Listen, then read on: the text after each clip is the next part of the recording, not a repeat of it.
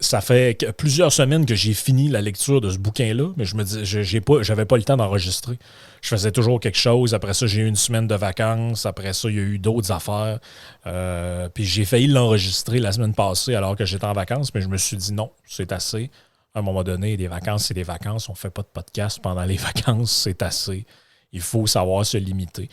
Donc, aujourd'hui, le bouquin dont j'ai envie de vous parler s'intitule « J'ai réveillé le tigre ». Et ça a été écrit par une personne dont on a déjà parlé une fois, qui s'appelle Sarah Marquis. Donc, qui est Sarah Marquis? Je le rappelle parce que ça fait quand même un bout, ce podcast-là. Ça fait au moins 1 an que je l'ai fait. C'était l'exploratrice qui a écrit le bouquin « Sauvage par nature, 3 ans de marche extrême en solitaire » de la Sibérie à l'Australie, dont j'avais parlé. C'est super intéressant. On apprend toutes sortes de choses sur la Mongolie, le climat là-bas, les normes culturelles un peu étranges. Donc là, elle nous a pondu un bouquin il y a quelques années que j'ai récemment découvert en me le procurant puis en le lisant, qui raconte son aventure en Tasmanie. Donc la Tasmanie étant cette petite île au sud d'une plus grosse île qui s'appelle l'Australie. Et essentiellement célèbre, c'est pour ça d'ailleurs le titre est un clin d'œil à ça, est essentiellement célèbre pour y avoir abrité par le passé les fameux tigres de Tasmanie, donc on appelle des tigres, mais qui sont plutôt, qui sont pas, je pense, dans la famille des félins, mais plus dans la famille canine, là. Donc, ce ne sont pas des tigres à proprement parler, mais on les appelait comme ça. Donc, avant de rentrer dans le sujet du livre, c'est quelques considérations là, matérielles, un peu, si je peux dire, là. Donc, c'est un livre format poche qui se lit très bien. Vous voyez, 200 pages, à peu près 219 pour être précis. Ça se trouve chez Pocket, en fait, qui est une édition de poche, Pocket.fr, qui est une édition française qu'on peut trouver dans à peu près toutes les bonnes librairies. Je ne sais pas si le livre existe en format audio. Si oui, ça doit être assez intéressant, surtout si c'est elle qui en fait la lecture. Ça ne me surprendrait pas puisqu'elle donne aussi des conférences.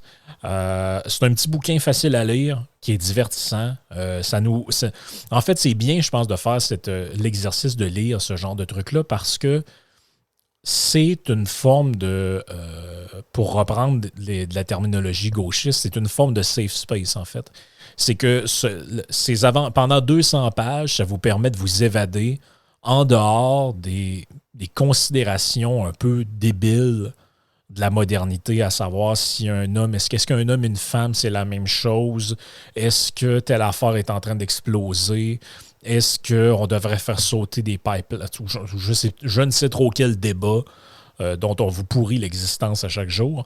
Ça, c'est plutôt c'est l'aventure d'une femme qui part seule avec sa tante, son sac, ses trucs, et qui vit une vie et une aventure qui, à part certaines interventions technologiques dedans, pourrait s'être produit il y a 1000 ans, 2000 ans, j'en sais trop rien.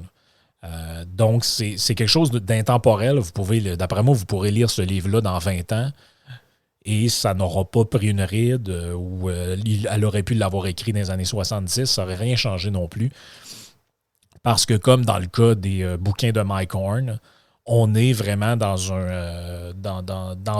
une histoire d'aventure où finalement le but, c'est de se dépasser de soi, partir à la connaissance de soi-même, se dépasser, explorer la pure liberté en pleine forêt, en pleine... donc, en fait, c'est ce qui obsède pratiquement tous ces explorateurs-là. Donc, que ce soit Sarah Marquis, Mike Horn, l'autre que j'oublie son nom, mais avec qui Mike Horn a fait l'expédition dans le pôle Nord. Après ça, que ce soit Amundsen qui avait fait l'Antarctique, que ce soit tous ces explorateurs, exploratrices-là,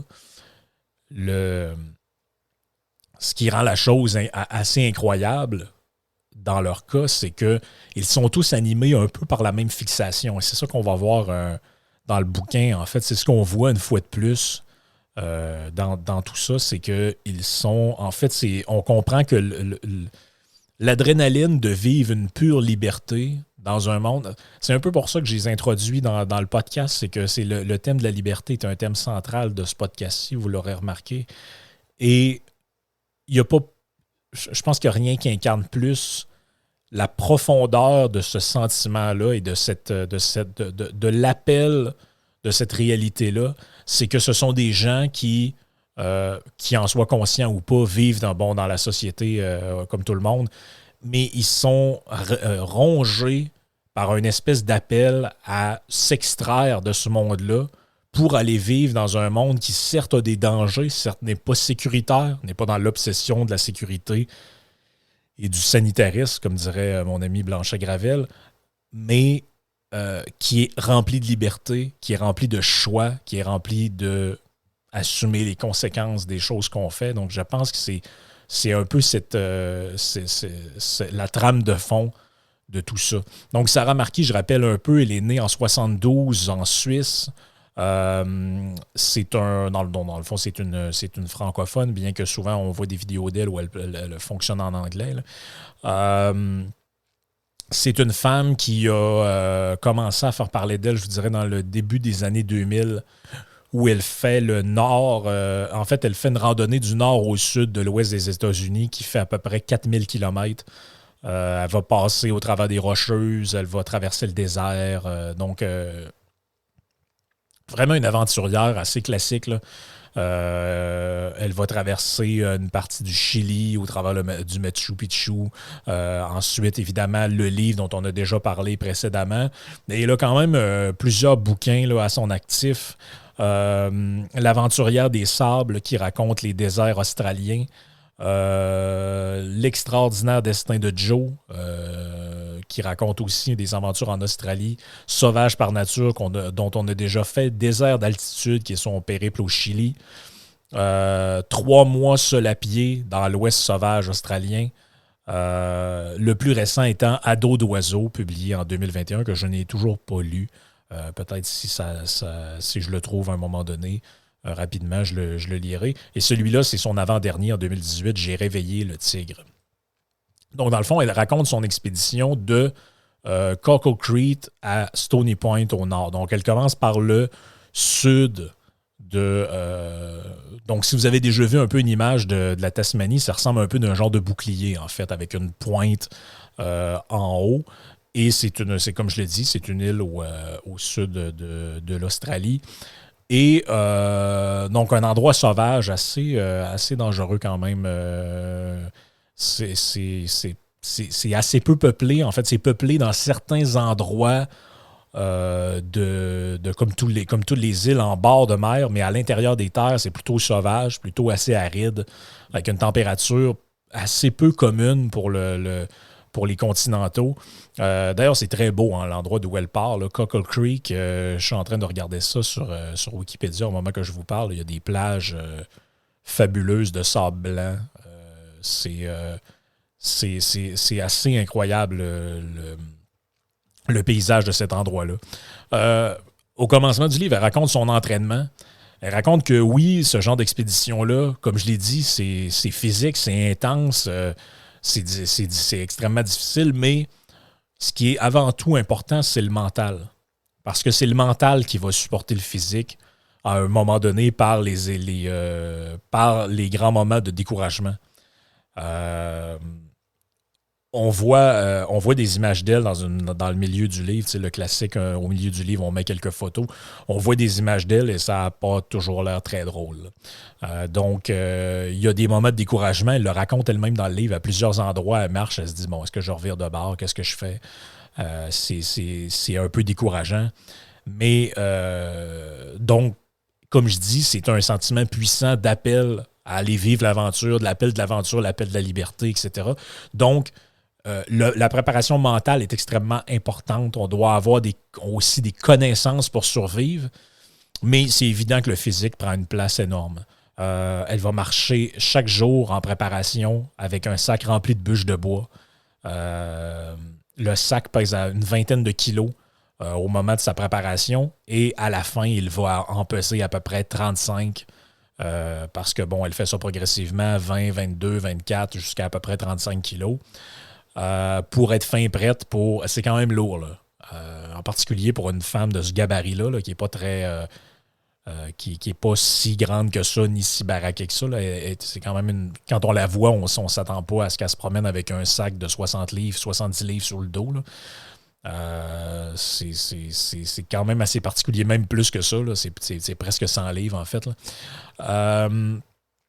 Elle va partir de la Suisse jusqu'en Australie avant de prendre un vol interne de l'île principale jusqu'en Tasmanie, au sud du continent. Elle raconte plusieurs anecdotes là-dedans, dont une qui est assez comique. Elle mange dans un petit restaurant de Hobart, qui est une ville dans l'extrémité sud de la Tasmanie. Et là, elle dit que... en fait, on avait appris ça dans le livre. Elle est vegan, donc depuis très longtemps, pour des raisons que j'oublie, en fait, sur lesquelles elle s'est un peu épanchée dans le livre précédent, mais dans celui-là, on n'en parle pas trop. Mais tu sais, elle arrive au restaurant, puis arrive pour commander, puis elle demande est-ce que vous avez des trucs vegan, puis le serveur lui dit j'ai de la quiche. Là, elle essaie d'expliquer c'est une quiche pas mal faite avec des œufs, ça fonctionne pas si t'es vegan.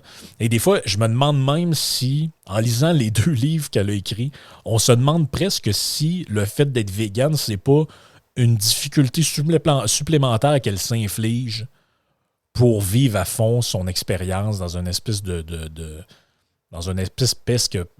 presque dans une espèce d'auto-sabotage d'une certaine manière, parce que je me rappelle dans le premier livre que j'ai lu, c'était vraiment un problème là, d'arriver en Mongolie, puis bon, tout ce qu'il y a à boire, c'est du lait de chèvre ou je sais pas trop, puis de la bouffe, c'est de la viande, c'est des animaux, et elle, elle se nourrit que de riz et d'avoine. Donc, c'était assez problématique. Puis, tu sais, je me dis, à un moment donné, tu finis comme pas mal dénutri. Elle le dit ouvertement dans le livre, hein, c'est une métaphore, parce qu'en fait, la signification du titre, J'ai réveillé le tigre, en fait, c'est plutôt de elle qu'elle parle. C'est-à-dire que le processus mental par lequel elle passe dans une expédition comme celle-là, c'est justement un processus où elle réveille l'animalité qui est en elle, au sens qu'elle se remet en condition de survie dans des conditions extrêmes. Et là, on n'est plus un humain qui fonctionne selon des petits critères moraux, puis on se préoccupe plus de savoir si on a été mégenré ou si quelqu'un nous a, je sais pas moi, nous a parlé un peu bête. On est en mode survie.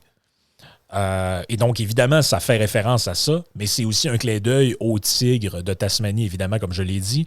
Ben, elle le dit ouvertement. Elle dit, si j'ai fait cette expédition-là, c'est parce que je suis fasciné par l'existence de cet animal-là. Évidemment, ce n'est pas un livre de cryptozoologie là, où elle part à la recherche d'animal disparu, là. Mais quand même, elle est un peu obsédée par ce truc-là. Officiellement, le tigre de Tasmanie, le dernier est mort en 1936 dans un genre de jardin zoologique, en fait, en captivité du moins.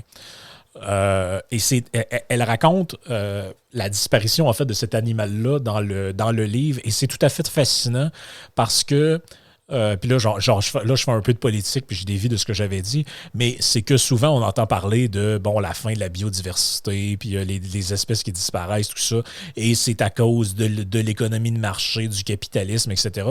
Et dans ça, on apprend très clairement quelle est la cause de la disparition de cet animal-là, qui, comme je l'ai dit, j'ai les photos dans le bouquin ici du dernier tigre de Tasmanie. Ça ressemble plutôt d'un renard que d'un tigre. Donc, évidemment, je ne suis pas un expert en biologie, là, donc je ne pourrais pas vous dire à quelle espèce ça appartient particulièrement. Là. Mais si ça vous intéresse, vous irez fouiller ça. Mais on apprend, c'est ça, pourquoi, en fait, ce tigre-là est disparu. C'est que les premiers paysans qui ont commencé à faire de l'agriculture en Tasmanie, cet animal-là était extrêmement mauvais pour le bétail. Il tuait le bétail, il tuait les poules, il tuait il s'en prenait aux chèvres, aux brebis, à tout ce que vous voulez qui pouvait être élevé comme animal de bétail. Et à un moment donné, les agriculteurs, les paysans en avaient plein leur casse. Et le gouvernement, pour acheter la paix avec la population, a promis des récompenses pour chaque animal tué. Donc, évidemment, vous comprenez que les farmers les tuaient eux-mêmes quand ils s'approchaient trop proche des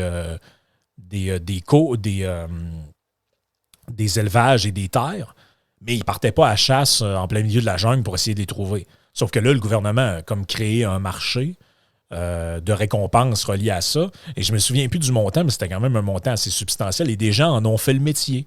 Donc, ils partaient avec des équipes et des carabines dans le bois, des fusils, et ils allaient tuer, ils ramenaient des peaux de tigres de Tasmanie et on les récompensait de telle sorte qu'il y avait une population assez importante dans les années 1800 et en l'espace de quelques années, ils sont tous disparus, dont le dernier qui est mort en captivité en 1936.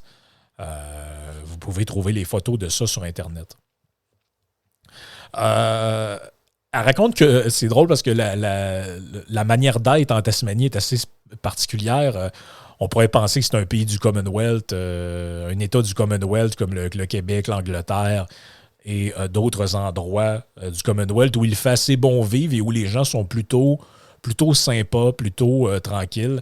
Et de ce qu'elle raconte là-bas, c'est que en fait, les gens sont très bougons et grincheux dans cet endroit-là, qui a une mentalité spéciale d'insulaire. Et elle raconte à un moment donné qu'elle est dans une librairie là-bas, dans une petite librairie, puis elle cherche des bouquins pour justement apprendre des trucs sur le territoire. Et il y a une espèce de bougon qui sort de nulle part et il lui dit « Sors d'ici, sale bonne femme ». Donc, c'est un climat assez étrange, là. Elle pose des questions, les gens répondent par des oui ou des non. C'est assez peu communicatif et très, très refermé comme endroit. Environ 1 mois de préparation avant l'expédition.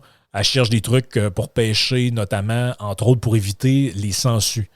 Donc, dans ces rivières-là, là-bas, et dans ces plans d'eau-là, c'est bourré de sangsues partout. Et c'est très drôle parce que, en fait, comme je l'ai dit, étant un endroit reculé, bon, où les gens sont plutôt... en tout cas, vous allez comprendre avec l'anecdote qui suit pourquoi... qu'est-ce que je veux dire par là? C'est qu'à un moment donné, elle cherche dans des bouquins là-bas et elle se dit, il doit y avoir un truc pour les sangsues. Qu'est-ce que je peux faire? Quel type de vêtements? Tout ça. Et il y a un vieil homme qui finit par interagir avec elle et lui explique, il dit, si tu veux que je te donne mon truc, tu promets de jamais en parler à personne et je t'ai jamais dit ça. Et là, elle dit, ben quoi, qu'est-ce qu'il a? Il dit, le truc, c'est de mettre des collants.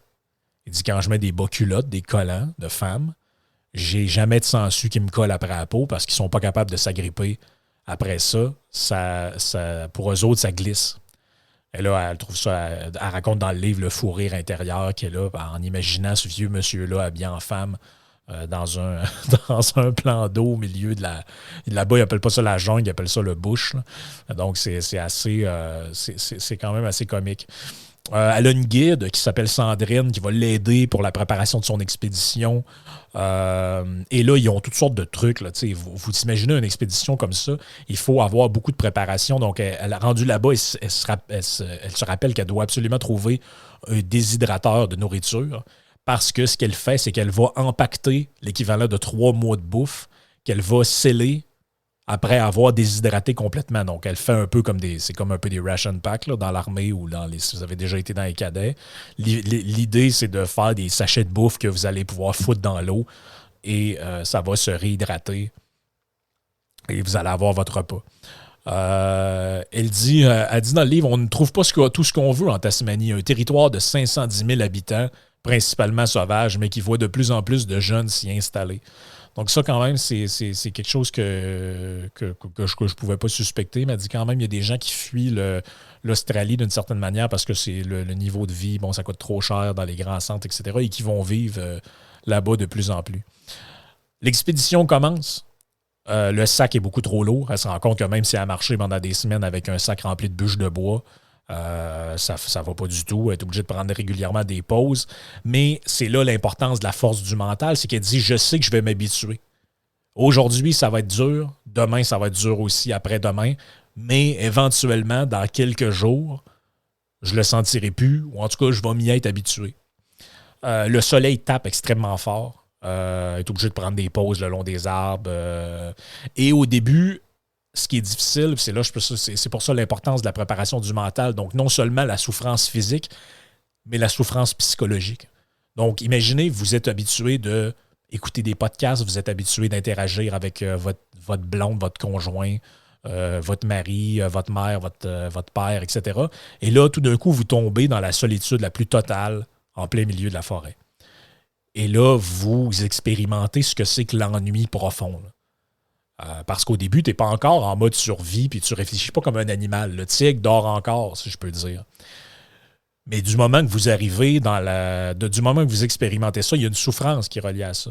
Donc, souffrance physique, souffrance psychologique, c'est le début de tout ça qui est la partie la plus difficile de ne pas abandonner. Imaginez, vous marchez dans le bois, dans un milieu aride que vous ne connaissez pas, avec un sac qui est l'équivalent d'un truc rempli de bûches de bois, ça vous défonce le dos. Et en plus, vous êtes dans la solitude, vous expérimentez la solitude. C'est quand même assez éprouvant mentalement.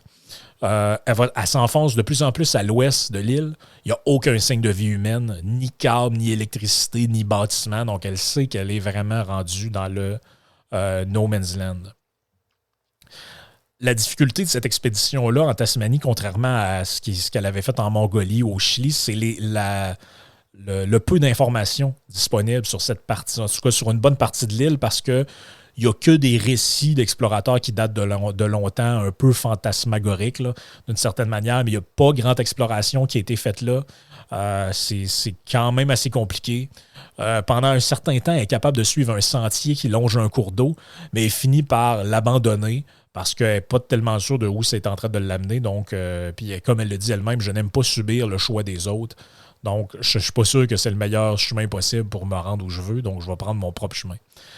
Elle le dit, et là c'est une citation, « L'exploration, c'est la liberté totale. » Donc, elle dit, si j'ai des problèmes avec mon parcours, ce sera de ma faute. Je ne veux pas subir la faute des autres. Pour l'instant, la faune est assez sobre. Qu'est-ce qu'il y a? Il y a quelques rongeurs et des petits kangourous. Grosso modo, c'est ça qu'il y a dans cette partie-là de l'île. Le climat est étrange, donc c'est-à-dire qu'il y a un climat qui est à la fois très chaud et parfois très froid. Il y a des pluies glacées abondantes qui surviennent après des moments quand même de chaleur intense à cause du soleil, ce qui rend assez pénible le déplacement. Donc on en rajoute encore une couche. La souffrance physique, le sac pesant, la souffrance psychologique et les variations de température quand même assez intense. Elle le raconte, chaque muscle est douloureux, chaque passage dans un nouvel endroit, chaque fois qu'elle monte une côte, chaque truc comme ça, elle le souffre, mais elle le sait, c'est comme ça dans toutes les expéditions, et elle s'accroche à l'idée qu'à un moment donné, le corps se réveille. Ce qui est quelque chose que la plupart d'entre nous expérimentent pas vraiment. Je ne sais pas si vous avez fait du hiking dans votre vie, donc aller grimper des montagnes d'une journée ou ce genre de trucs-là. Je l'ai fait quelques fois. J'aime bien faire la randonnée en montagne, mais je veux dire, j'ai jamais fait de trucs qui durent plus qu'une journée. Donc, le plus long que j'ai dû faire, c'est peut-être un 13 heures comme ça de marche dans le bois, dans la montagne. Donc, en 13 heures, tu n'as pas le temps d'expérimenter ce qu'elle appelle justement le réveil du tigre, c'est-à-dire le corps qui se réveille et qui se met dans une espèce de position où là, c'est comme, OK, là, je ressens plus la douleur, je marche, il faut que j'avance, il faut que je survive, etc. Donc, je ne sais pas s'il y en a d'entre vous qui l'ont expérimenté, mais apparemment que le plus difficile, c'est un peu comme quand vous commencez à faire de la course ou du vélo, tout ça. J'imagine que, bon, au début, vous avez un peu mal dans le derrière à cause que votre banc vous pète le cul, mais après un certain temps, j'imagine qu'on finit par s'habituer.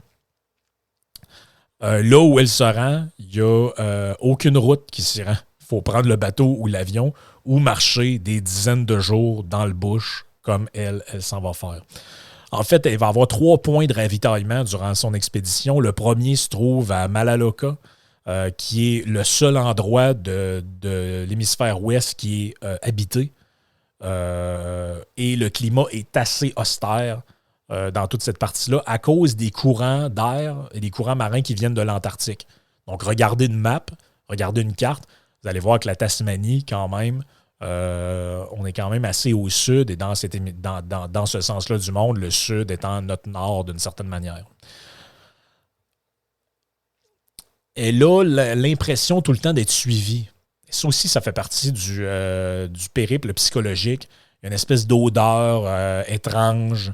Et là, des gens lui avaient fait peur avant qu'elle parte. Ah, tu vas voir, quand tu es dans le bois, à un moment donné, tu vas avoir l'impression d'être suivi. Tu vas avoir des odeurs étranges qui se dégagent. Ça, c'est le tigre qui te suit. C'est les animaux qui te suivent. Donc là, elle le dit pas comme ça, mais c'est mon interprétation. Il y a un peu de paranoïa à certains endroits dans le bouquin.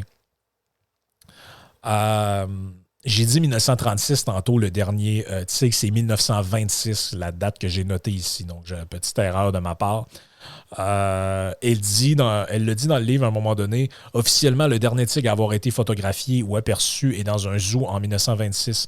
Depuis, on considère l'espèce comme éteinte. Chasseur redoutable, il s'attaquait au bétail, etc. Et là, elle explique ce que je vous ai raconté tantôt.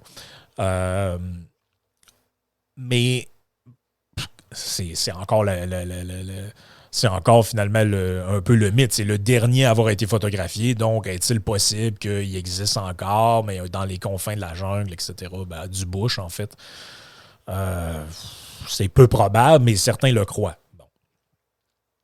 Elle arrive à son deuxième point de ravitaillement quand même après plusieurs jours.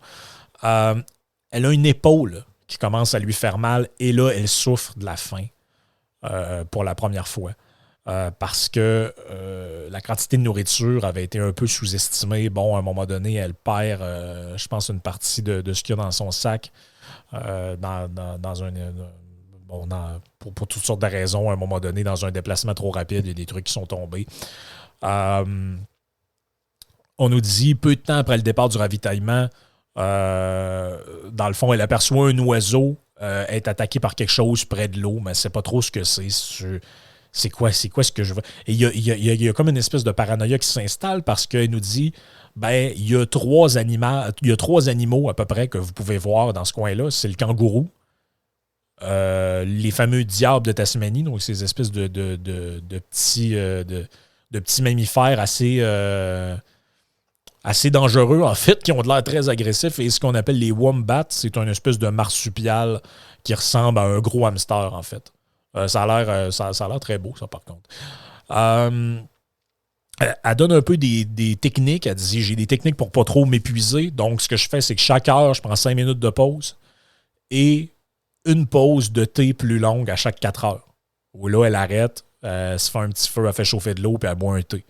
Elle fait un petit feu. Elle a un brûleur, là, vous comprenez. Elle commence par aller chercher des bouts de bois puis essayer de faire une étincelle en frottant 2 cailloux. Là. Si le trajet est particulièrement difficile, elle va prendre une pause aux 30 minutes au lieu des heures. Et elle dit, c'est mieux ça que d'abandonner, que d'arrêter. Si vous commencez à faire vos journées en vous disant, oh, regarde, j'ai marché 2 kilomètres, de la merde, je sors la tente, je me couche, puis je repars demain. Elle dit, c'est là que votre mental commence à craquer. Le but étant toujours de faire les journées. Plus c'est dur, plus vous prenez de pause, plus ça vous permet de vous reposer et de jamais abandonner votre rythme d'une certaine manière. Non pas le rythme de distance, mais le rythme que vous vous imposez en termes de quantité de quantité de temps consacré à vous déplacer.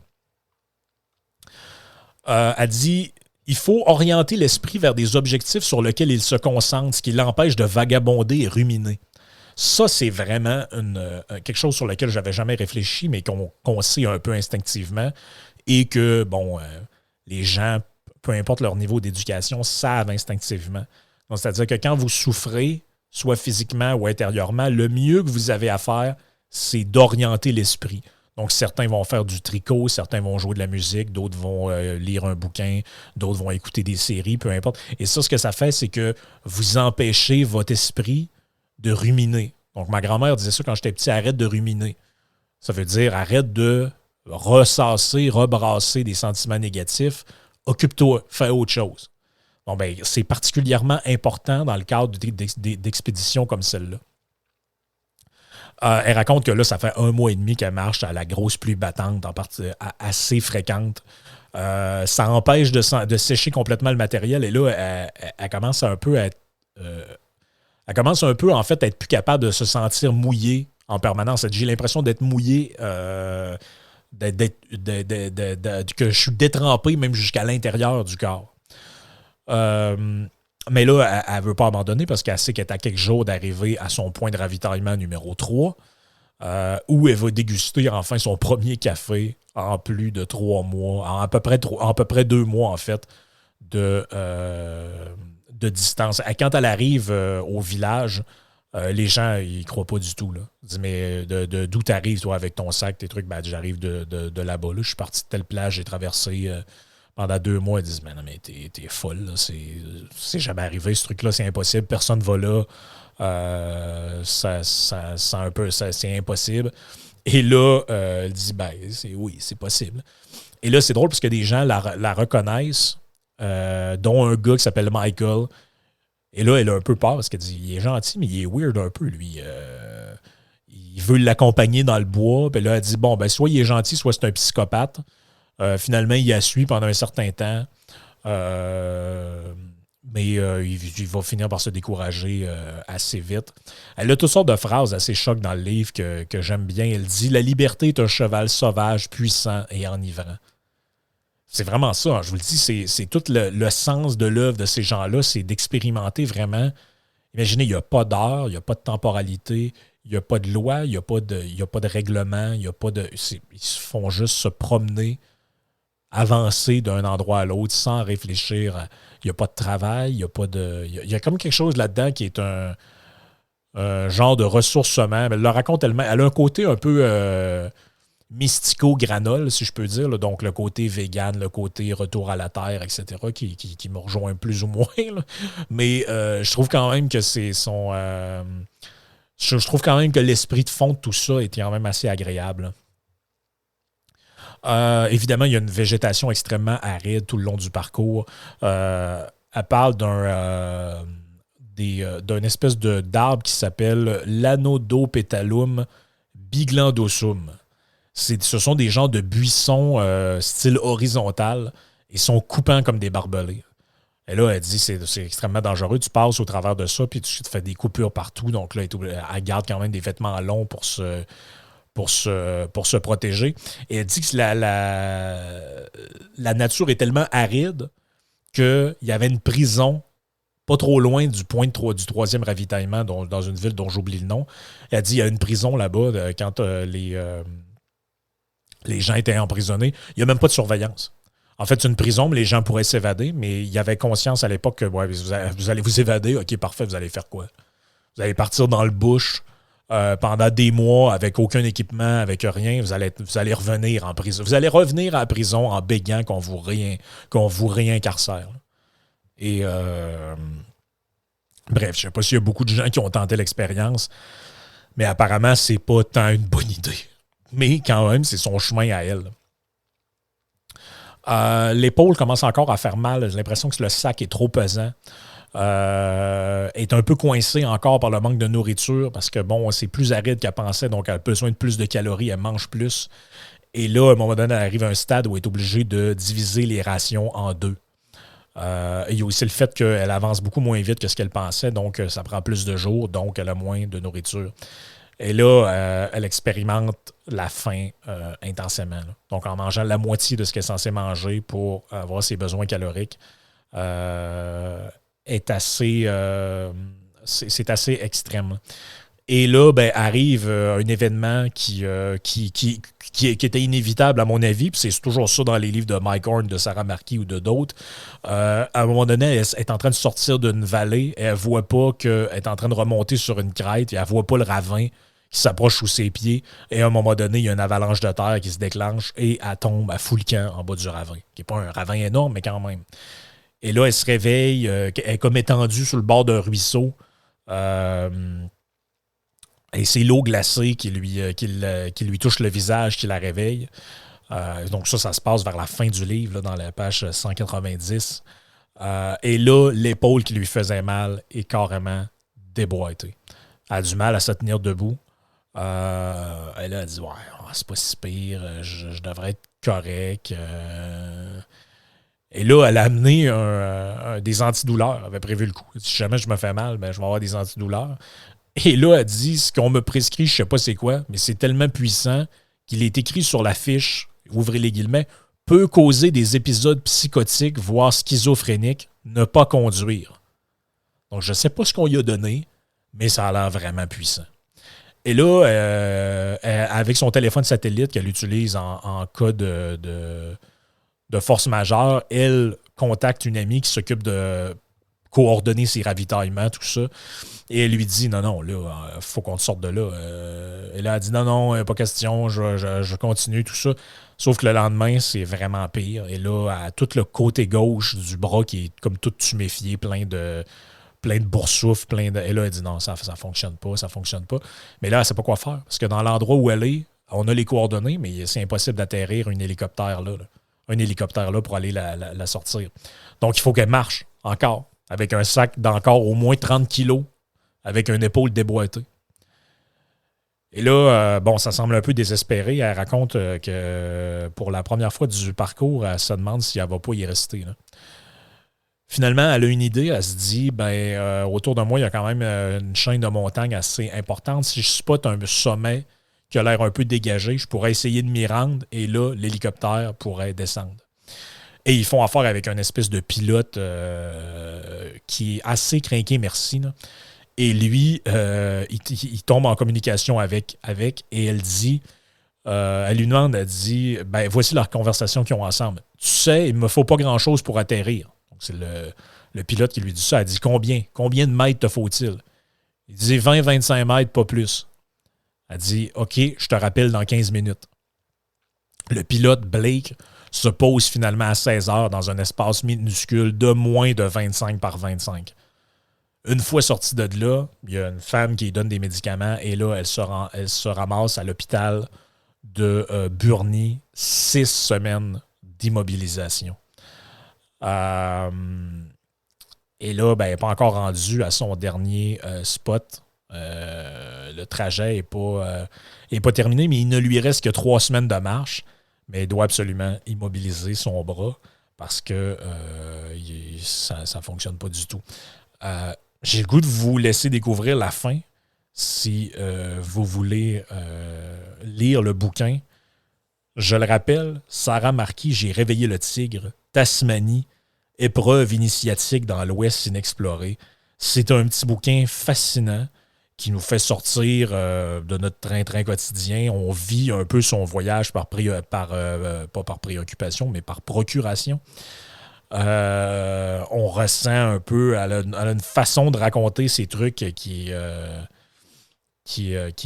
quand même assez efficace, un langage précis, un langage coloré, imagé. J'apprécie beaucoup cette exploratrice-là, cette écrivaine-là. Je vais sûrement en reparler à un moment donné si je tombe sur un autre de ses bouquins. J'espère que ce genre d'histoire-là vous divertit. Je sais pas, en plein milieu de l'été, ça me paraissait plus pertinent de parler de ce genre de trucs-là. Puis je pense que c'est un bon petit bouquin qui aborde qui aborde quand même au travers de cette exploration-là des thématiques intéressantes. Bon, la liberté, le dépassement de soi, l'endurance, la préparation mentale, la dangerosité de la nature. Donc, c'est des thèmes quand même assez intéressants. J'espère que ça vous a intéressé. Je vous souhaite de profiter du temps que vous avez pour prendre du soleil, de vous amuser, de profiter de la vie. Prenez un verre à ma santé.